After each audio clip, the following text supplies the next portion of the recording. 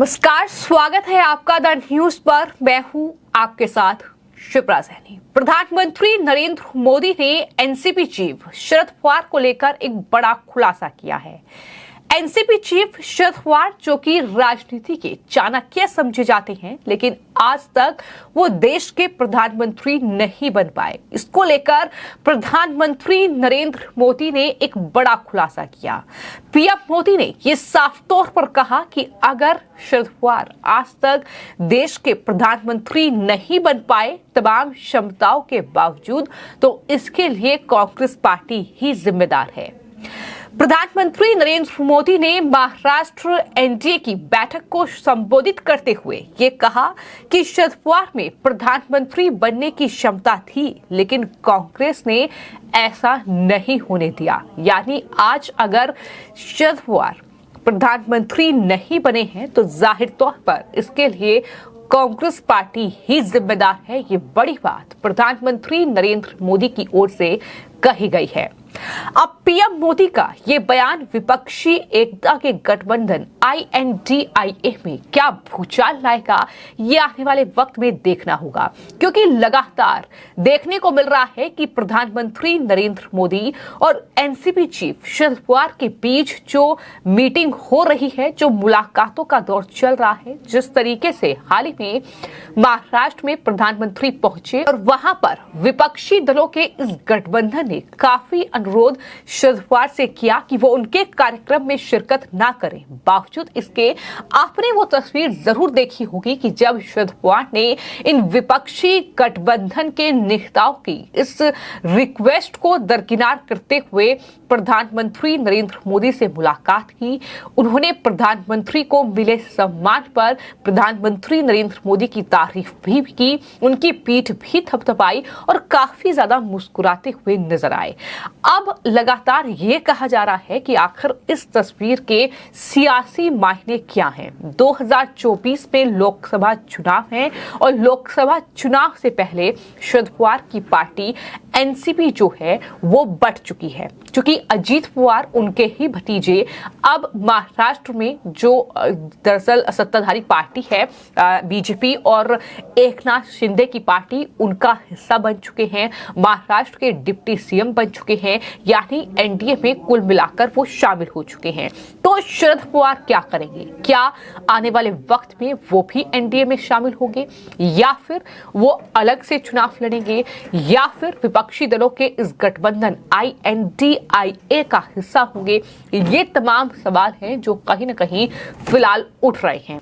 आपको ये बता दें कि विपक्षी दलों के इस गठबंधन INDIA को कहीं ना कहीं प्रधानमंत्री ने ये कहकर बहुत बड़ा झटका दे दिया है कि अगर शरद पवार में तमाम काबिलियत के बावजूद वो प्रधानमंत्री नहीं बन पाए हैं तो इसके लिए कांग्रेस पार्टी ही जिम्मेदार है, क्योंकि कांग्रेस पार्टी ने कभी नहीं चाहा कि वो देश के प्रधानमंत्री बने।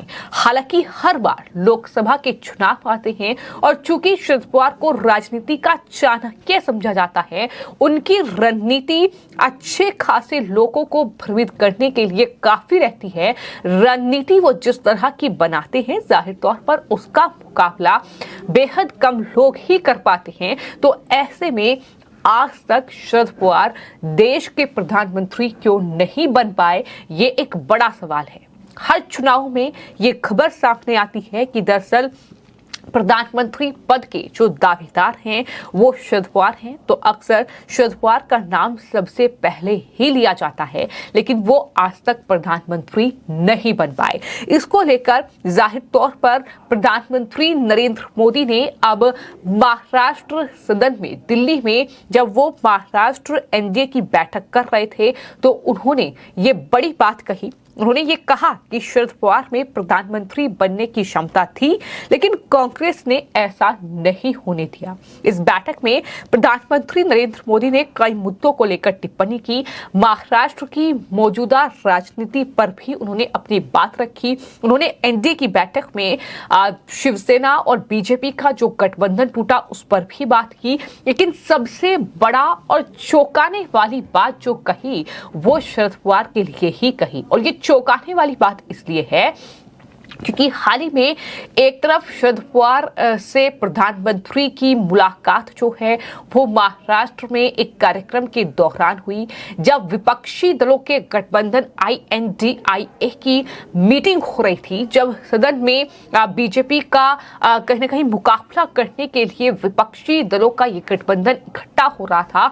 उस वक्त शरद पवार ने ये दरअसल स्टेप उठाया कि वो प्रधानमंत्री के कार्यक्रम में पहुंचे और अब प्रधानमंत्री का शरद पवार की तारीफ करना और ये कहना कि प्रधानमंत्री बनने की तमाम क्षमताएं उनके अंदर हैं, वो बखूबी तरीके से जानते हैं कि देश को किस तरह से संभालना है, उनमें तमाम काबिलियत है। बावजूद इसके कांग्रेस पार्टी ने उन्हें कभी आगे नहीं किया। प्रधानमंत्री ने जो बयान दिया है, अब वो क्या भूचाल विपक्षी गठबंधन INDIA में लेकर आएगा, ये आने वाले वक्त में देखना होगा। लेकिन उससे परे आपको ये बता दें कि विपक्षी गठबंधन INDIA लगातार बिखरता दिखाई दे रहा है।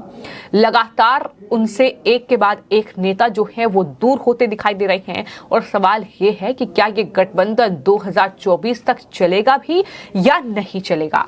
लेकिन वहीं आपको ये बता दें कि एक तरफ प्रधानमंत्री नरेंद्र मोदी ने एनसीपी चीफ शरद पवार को लेकर ये बड़ा खुलासा कर दिया है और कांग्रेस पार्टी पर ये बड़ा हमला बोला है।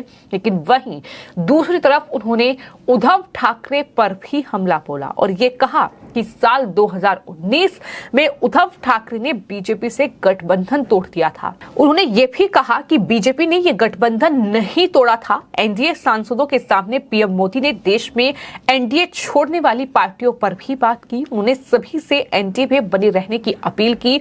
मोदी ने यह कहा कि बीजेपी कांग्रेस की तरह अहंकारी नहीं है, इसलिए बीजेपी को जनता फिर चुनेगी। इस बैठक में अजीत पवार गुट से प्रफुल्ल पटेल भी मौजूद थे। जैसा कि मैंने आपको बताया कि अजीत पवार जो कि शरद पवार के भतीजे हैं, जो कि अब मौजूदा वक्त में वो महाराष्ट्र के डिप्टी सीएम हैं और वो भी अब उनकी पार्टी चूंकि एनडीए का हिस्सा बन चुकी है, तो ऐसे में वो भी इस मीटिंग में पहुंचे थे और प्रफुल्ल पटेल के सामने ही प्रधानमंत्री ने ये बड़ी बात कही शरद पवार को लेकर, जो कि विपक्षी गठबंधन के लिए बहुत बड़ा झटका है। क्योंकि अब तक लोग ये नहीं समझ पा रहे हैं कि आखिर शरद पवार की 2024 लोकसभा चुनावों को लेकर क्या रणनीति रहेगी।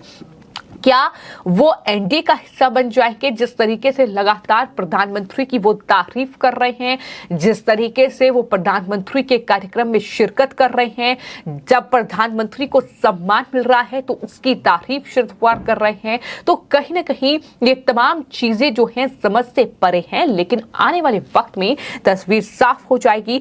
आपको ये बता दें कि प्रधानमंत्री नरेंद्र मोदी ने आगे उद्धव ठाकरे के मुखपत्र साधना अखबार पर भी टिप्पणी की और कहा कि साल 2014 में शिवसेना एनडीए के साथ सत्ता में थी, तब भी साधना में अक्सर बीजेपी की आलोचना की जाती थी, लेकिन बीजेपी ने इस पर कभी कुछ भी नहीं बोला।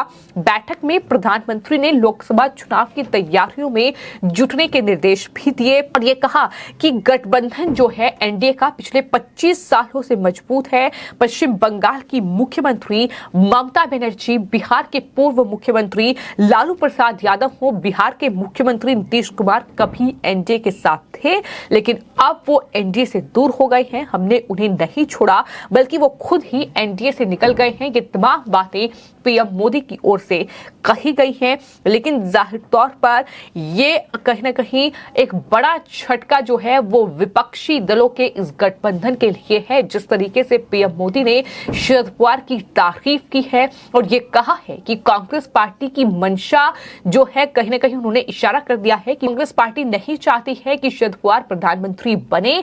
ये बड़ी बात प्रधानमंत्री नरेंद्र मोदी की ओर से कही गई है और ये समझा जा रहा है कि पीएम के इस बयान के बाद अब विपक्षी दलों का ये गठबंधन कहीं ना कहीं पीएम पद के लिए बिखर भी सकता है, ताकि इसका अंदाजा पहले से ही लगाया जा रहा है।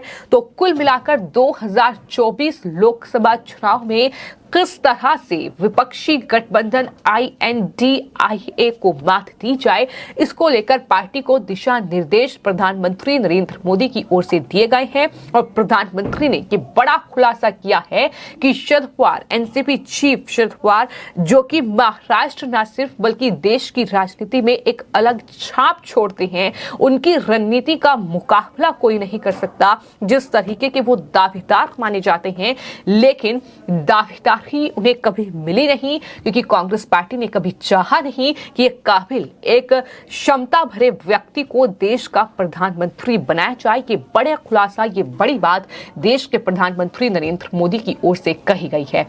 फिलहाल आपकी इस पूरे मामले पर क्या राय है, हमें कमेंट बॉक्स में जरूर लिखें और चैनल को सब्सक्राइब करें। धन्यवाद।